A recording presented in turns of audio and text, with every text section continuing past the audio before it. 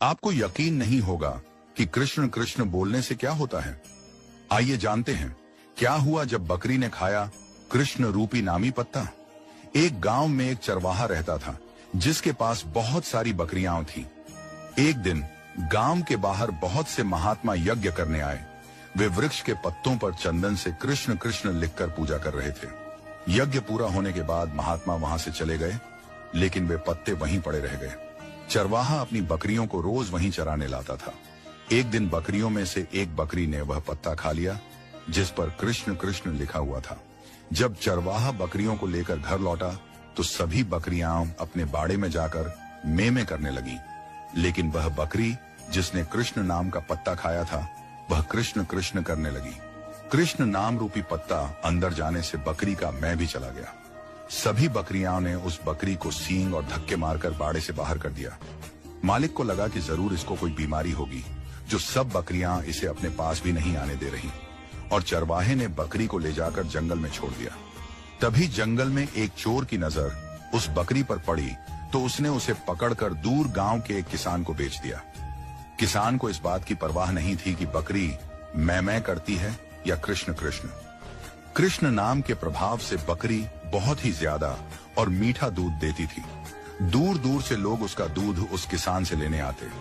एक दिन राजा का मंत्री उस गांव से होकर गुजर रहा था। उसको बहुत भूख लगी थी। तभी उसे किसान का घर दिखाई दिया। किसान ने उसे बकरी का दूध पिलाया। इतना मीठा और अच्छा दूध पीकर मंत्री बहुत खुश हुआ। उन्होंने किसान से कहा, हमने इससे पहले ऐसा दूध कभी नहीं पिया। किसान ने कहा, यह तो इस बकरी का दूध है जो सारा दिन कृष्ण कृष्ण करती रहती है।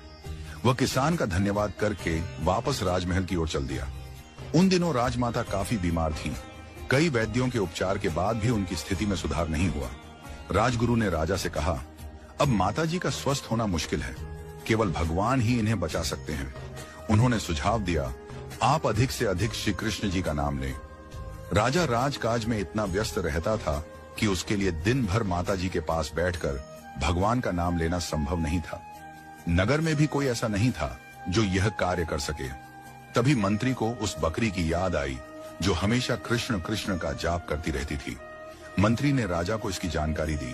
पहले तो राजा को विश्वास नहीं हुआ, लेकिन जब मंत्री उसे लेकर किसान के घर गया तो राजा ने बकरी को कृष्ण कृष्ण झपते हुए सुना और आश्चर्यचकित हो गया। राजा ने किसान से विनम्रता से कहा, आप ये बकरी मुझे दे दीजिए। किसान ने कुछ पैसों के बदले खुशी खुशी बकरी राजा को दे दी। अगले दिन से बकरी राजमहल में राजमाता के पास बैठकर निरंतर कृष्ण कृष्ण का जाप करने लगी।